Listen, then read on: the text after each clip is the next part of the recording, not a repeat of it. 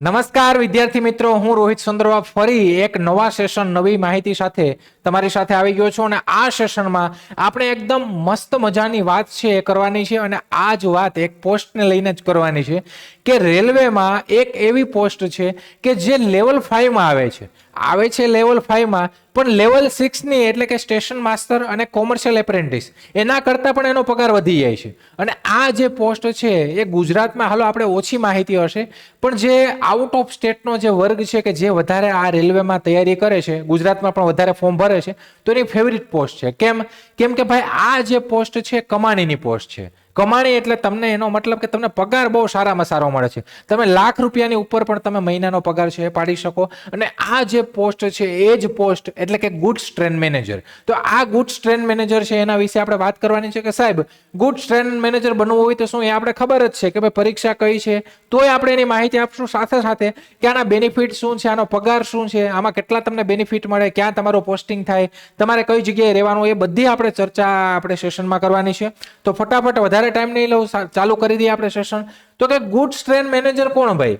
તો કે goods train manager એ કે ભાઈ જે ટ્રેનની જે માલગાડી હોય, ગુડ્સની જે માલગાડી હોય એમાં જે એક જણો હોય કે જે આખી માલગાડી છે એનું સંરક્ષણ કરે, એનું ધ્યાન રાખે, એનો બધો રેકોર્ડ મેન્ટેન કરે, આ મેન્ટેનન્સ, આ જે માણસ છે એ જ ગુડ્સ ટ્રેન મેનેજર. તો કે એનું કામ શું હોય? તો કે ભાઈ ટ્રેનના સંચાલન, સમયપત્રક અને સલામતી માટે જવાબદાર અધિકારી. આ કોણ? ગુડ્સ ટ્રેન મેનેજર કોણ? તો કે ટ્રેનનું જે ગુડ્સનું ટ્રેન છે એનું સંચાલન, સમયપત્રક અને એની સલામતી માટેની જવાબદારી કરવા વાળો જે અધિકારી છે એ ગુડ્સ ટ્રેન મેનેજર. ટ્રેન ચલાવવાની અનુમતિ, સિગ્નલ કંટ્રોલ અને રૂટ પ્લાનિંગમાં સહભાગી. તો આ પણ કામ એને કરવાનું કે ભાઈ ટ્રેન ચલાવવાની અનુમતિ આપવાની, સિગ્નલની પણ માહિતી એને આપવાની, સાથે સાથે કે રૂટ પ્લાનિંગમાં પણ એ સહભાગી હોય. સાથે મુખ્યત્વે માલગાડીઓ કે જે ગુડ્સ ટ્રેન, આપણે ગુડ્સ ટ્રેન કહીએ છીએ, માટે જવાબદાર વ્યક્તિ છે કોણ? તો કે આ ગુડ્સ ટ્રેન મેનેજર. હવે આની વાત કરીએ કે કામ શું હોય ભાઈ, આનું કામ શું હોય? તો કે ટ્રેન સમયસર દોડે તેની દેખરેખ રાખવાની, જે ટ્રેનમાં એ બેઠેલો છે એ ટ્રેન સમયસર ચાલવી જોઈએ એની દેખરેખ કરવાની, સિગ્નલ વિભાગ સાથે સંકલન એને બનાવી રાખવાનું કે ભાઈ કઈ ટ્રેન છે એમાં ક્યાંય પણ કઈ એવી કઈ ઘટના ના બની જાય. સાથે લોડિંગ અને અનલોડિંગ મોનિટરિંગ કરવાનું. તો કે ગુડ્સ છે કે નહીં, તો કે માલગાડી છે તો માલનું લોડિંગ અને અનલોડિંગ છે એનું પણ એને મોનિટરિંગ કરવાનું. ડ્રાઈવર અને ગાર્ડ સાથે કનેક્ટ રહેવાનું. તો કે જે ગુડ્સ ગાર્ડ છે અને સાથે સાથે ડ્રાઈવર છે તો એની સાથે પણ એને કનેક્ટ રહેવાનું. રિપોર્ટિંગ અને સેફ્ટી ડોક્યુમેન્ટેશન. તો કે આ પણ ઇમ્પોર્ટન્ટ છે કે ભાઈ ટાઈમ ટુ ટાઈમ રિપોર્ટિંગ કરવાનું અને આમાં ગુડ્સ છે, માલ છે, તો એના જે સેફ્ટી ડોક્યુમેન્ટેશન છે એ પણ એને એકદમ સરળતાથી થાય, એટલે સેફ્ટી જળવાઈ રહી ડોક્યુમેન્ટેશનમાં, એ પણ એને ધ્યાન રાખવાનું. આગળ વાત કરીએ પગાર શું હોય. હવે જો ગુડ્સ ટ્રેન મેનેજર જે છે એને ટ્રાવેલિંગ એલાઉન્સ છે ને વધી જાય, એને 1 કિલોમીટરના 4.7 રૂપિયા મળે. એટલે કે જેટલો પણ ટ્રાવેલિંગ કરે, હવે એનું કામ શું હોય ભાઈ? એને ટ્રેનમાં જ રહેવાનું હોય, ટ્રેનમાં ટ્રાવેલ કરવાનું હોય. તો ટ્રેનમાં જેટલા કિલોમીટર એ ટ્રાવેલ કરે એના 1 કિલોમીટરના 4.7 રૂપિયા મળે. એટલે ટ્રાવેલિંગ એલાઉન્સનું જ બિલ એનો બની જાય 30 થી 50,000 જેવું, એનાથી પણ વધારે. તમારો રૂટ લાંબો હોય તો તમારું ટ્રાવેલિંગ બિલ છે વધારે બને. બીજી વસ્તુ કે આનો શરૂઆતનો પગાર આપણે ગણીએ તો કે આ 35,000 થી 70,000 ની રેન્જ રહે. આનું બેઝિક પે ની વાત કરીએ તો આનું બેઝિક પે છે એ 29,200 છે. આ 29,200 માં તમારું ટીએ, ડીએ, એચઆરએ એ બધું નાઇટ એલાઉન્સ એડ થાય તો તમને લાસ્ટમાં પગાર તમારો ગણીએ તો 40,000 જેવો જ થાય. પણ આનું જે ટ્રાવેલિંગ એલાઉન્સ છે ને એ વધી જાય. ટ્રાવેલિંગ એલાઉન્સ મેં કીધું એમ કે 1 કિલોમીટરના 4.7 રૂપિયા એને મળે. તો એવું ટ્રાવેલિંગ આખા મહિનામાં જેટલું પણ ફેરવો હોય એના ગુણ્યા કિલોમીટર ગુણ્યા 4.7, એ જ એના 50-60,000 જેવા થાય, 70,000 જેવા થાય. એટલે લાખ ઉપર આની પગાર જતો રહે. સ્ટેશન માસ્ટર છે એ લેવલ 6 ની પોસ્ટ છે, એનાથી પણ આનો 1.5 ગણો પગાર હોય. કોનો? તો કે આનો. એટલે વધારે પડતી જે આઉટ ઓફ સ્ટેટના જે લોકો આપણે ત્યાં એપ્લાય કરે આપણા ઝોનમાં, એની ફર્સ્ટ ચોઈસ છે ને આ જ હોય, કેમ કે આમાં કમાણી વધારે છે. હવે આમાં ગ્રેડ પે કેટલો હોય? તો કે 2800 ગ્રેડ પે. લેવલ 5 ની પોસ્ટ છે ને પણ 7મા પગાર પંચ મુજબ, 7 સેન્ટ્રલ પે કમિશન. 8મા પગાર પંચમાં પણ આનો પગાર રેલવેના કર્મચારીઓનો પગારમાં બહુ ઉછાળો આવશે, બહુ બધો વધારો આવશે. તો પગાર બહુ સારામાં સારો થઈ જશે. આનું ટ્રાવેલિંગ એલાઉન્સ છે સૌથી વધારે મળે છે આને. ડી એટલે donation, HRA house rent allowance, night duty allowance, સાથે સાથે ફ્રી રેલવે પાસ મળે અને પીએફ પણ ની સુવિધા પણ આને મળે. પ્રમોશન પછી તો વધુ પગાર શક્ય છે. હવે પ્રમોશનની વાત કરીએ તો આનું પ્રમોશન છે ને 2800 થી 4200 ગ્રેડ પે સુધી જ થાય. 4200 ગ્રેડ પે ઉપર પછી પ્રમોશન ન થાય. છેલ્લામાં છેલ્લું પ્રમોશન 4200 ગ્રેડ પે ઉપર. કામ કેટલા કલાકનું હોય તો કે ભાઈ આનું કામના કલાક ફિક્સ ના હોય, કેમ કે હું ટ્રેનમાં બેઠો, માલગાડી છે એ એક જગ્યાએથી બીજી જગ્યાએ જાય તો એમાં 8 કલાક થાય, 10 કલાક થાય, 15 કલાક થાય. તો કામના કલાક આના ફિક્સ ન હોય, આનું શેડ્યુલ ફિક્સ ના હોય. આનું ફિક્સ શેડ્યુલ પણ હોતું નથી. પણ આપણે માનીને ચાલીએ કે દિવસ રાત્રિ ગમે ત્યારે તમારી ફરજ હોય. રાતની ટ્રેનમાં તમારે જવું પડે, દિવસમાં જવું પડે. બીજું કે 8 થી 12 કલાક નોર્મલી તમને રેસ્ટ મળે, કે 12 થી 15 કલાકમાં તમને રેસ્ટ મળે. એ ટાઈમ પર કોઈ ફિક્સ ન હોય. કામના કલાક નક્કી ના હોય, એટલે કે આમાં કંઈ કામના કલાક નક્કી હોતા નથી.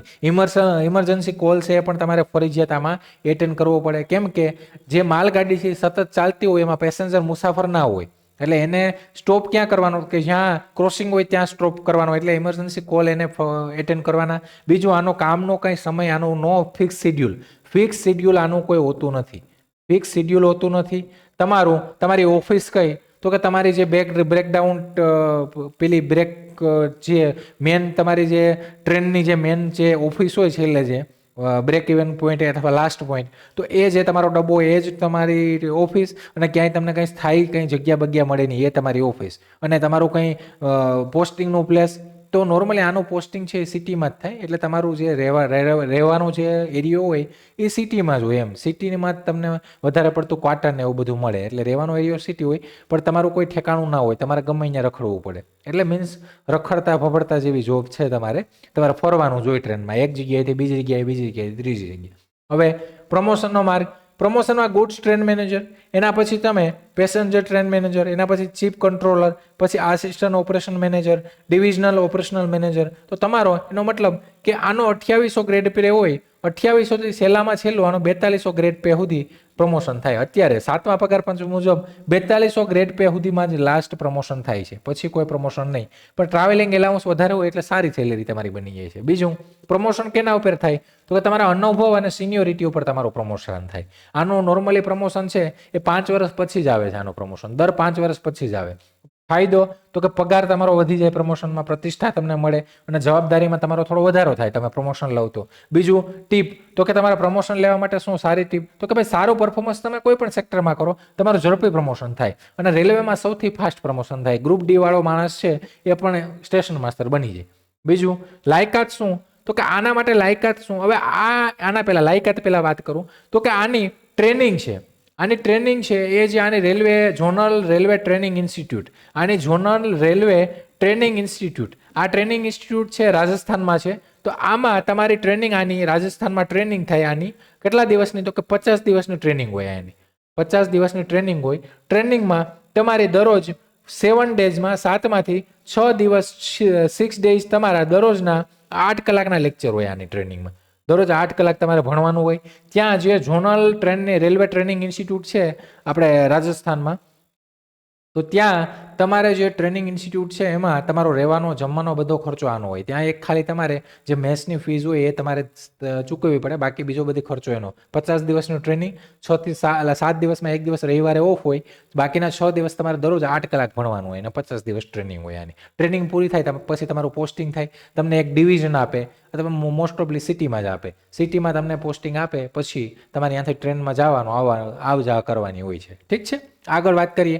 લાયકાત શું જોઈએ? મારે આમાં જવું છે સાહેબ, 1 લાખ પગાર બને કેમ ન જાઉં, પણ મારી લાયકાત શું ભાઈ, આમાં જવા માટે શું સાહેબ લાયકાત જોઈએ? લાયકાત તો કે તમારે ગ્રેજ્યુએશન જોઈએ કોઈ પણ વિષયમાં તમે ગ્રેજ્યુએશન હોવા જોઈએ. પરીક્ષા તો કે આરઆરબી એનટીપીસી જે હમણાં આવે છે 21 તારીખથી ફોર્મ ફિલિંગ થવાના છે, સારી જગ્યાઓ છે આની ટ્રાફિકમાં, તો એના ગ્રેજ્યુએશન લેવલ ઉપર તમારે પરીક્ષા આવે છે દેવાની. એમાં મેડિકલ કેટેગરી કઈ તો કે A2 સ્ટાન્ડર્ડ જોઈએ. આમાં A2 સ્ટાન્ડર્ડ એટલે કે તમારે કલર બ્લાઇન્ડનેસ ન હોવી જોઈએ, તમારે આંખોનું વિઝન બધું પરફેક્ટ હોવું જોઈએ. અને ઉંમર મર્યાદા તો કે 18 થી 33 વર્ષ, અને રિઝર્વ કેટેગરી વાળાને 33 વર્ષની ઉપર પણ છૂટછાટ મળે છે. સ્લાઇડ આપણે પરીક્ષા માળખુંની વાત કરીએ આપણે તો કે પરીક્ષા માળખાને આપણે વાત કરીએ કે પરીક્ષા માળખું આનું શું હોય તો કે આની પરીક્ષામાં CBT 1 પહેલા લેવાય. તો કે સ્ક્રીનિંગ ટેસ્ટ CBT 1 છે આ 100 માર્કની આવે, આપણે ખબર છે. એમાં 3 વિષયો આવે. કયા 3 વિષયો? GA, મેથ્સ અને રીઝનિંગ. બીજું CBT2 તો કે મેન ટેસ્ટ છે, આની ઉપર તમારું મેરિટ બને. આ 120 માર્કને આવે, એની ઉપર તમારું સીધું સિલેક્શન થાય. કોઈ ટાઈપિંગ ટેસ્ટ કે કઈ વસ્તુ આપવાની નથી. ડાયરેક્ટ સીધું તમારું 120 માર્ક ઉપર સિલેક્શન થાય. પણ તમારે આ પહેલામાં પાસ થઈને મેરિટમાંથી આમાં બીજામાં આવવું પડે. મેડિકલ ટેસ્ટ થાય, એના પછી મેડિકલ પાસ કરી લો. છેલ્લે તમારું ડોક્યુમેન્ટ વેરિફિકેશન થાય અને તમારો જોઈનિંગ ઓર્ડર આવે અને પછી ટ્રેનિંગ ચાલુ થાય. ઠીક છે, 3 વિષયો ઉપર ભાર દેવાનો. હવે આની તૈયારી માટે પોસ્ટ સારી છે, ગુડ્સ ટ્રેન મેનેજર. તમારે હરતી ફરતી પોસ્ટ છે. હવે આના સાહેબ બેન્ચની વાત કરીએ પહેલા કે સાહેબ આના ફાયદા બધી વસ્તુ તમે કરી, પણ આના ડિસએડવાન્ટેજ કે આના ગેરફાયદા શું? તો કે આ પોસ્ટ એવી છે કે એનું કોઈ નક્કી એક સ્થાન ન હોય. તમારે ટ્રેનમાં અહીંથી ફરવાનું જ હોય, એટલે તમારું કોઈ ચોક્કસ સ્થાન હોય. સ્ટેશન માસ્ટર સ્ટેશનમાં જ હોય. ગુડ્સ ટ્રેન મેનેજરનું કોઈ સ્થાન ન હોય નક્કી, એટલે ગુડ્સ ટ્રેન મેનેજર છે એ અડતો ફરતો હોય ગમે ત્યાં. બીજી વસ્તુ કે આમાં તમારું ફિક્સ શિડ્યુલ ના હોય. તમે રાતમાંય તમારી ડ્યુટી હોય, નાઇટમાંય ડ્યુટી હોય અને ડેમાંય તમારી ડ્યુટી હોય. બીજી વસ્તુ, નાઇટ આઉટમાં માની લો કે તમે કોઈ રાતે કોઈ ટ્રેનમાં તમે આવ્યા છે પાછા ડિવિઝન ઓફિસમાં તમારા હેડક્વાર્ટર ઉપર, તો રાતે તમે 2 વાગે કોઈ પણ જગ્યાએ ગયા કે કોઈ જગ્યાએ તમારી ડ્યુટી છે રિલીઝ થઈ ગઈ 2 વાગે, તો 2 વાગે તમે સાઇન ઓફ કરી દો કે ભાઈ ઓફ સાઇન, હાલો ભાઈ ડ્યુટી ઉપરથી, તો 2 વાગે તમને થોડું કે ઘરે આવવા માટે કંઈ વસ્તુ ફટાફટ ટ્રેન મળી જશે, તો તમારે ત્યાં પણ કોઈ જગ્યાએ રોકાવું પડે. એટલે તમારે નાઇટમાં બીજી જગ્યાએ પણ રોકાવું પડે. ફરતી ફરતી તમને હાલો નો ઓલમોસ્ટ કહેવાય કે સ્ટેશન માસ્ટર કરતાં વધારે પગાર મળે છે, પણ આ વસ્તુ પોસિબલ. બીજું કે ગ્રેડ પે એવો છે કે 2800 ગ્રેડ પે છે. તમે પ્રમોશન લો તો વધુમાં વધુ 4200 થાય. પણ આવનારા જે 8મું પગાર પણ છે 1 જાન્યુઆરી 2026 લાગે ત્યારે કંઈક ને કંઈક સુધારો આવવાની શક્યતા થાય તો વધારે સારું છે પ્રમોશન સ્કોપ.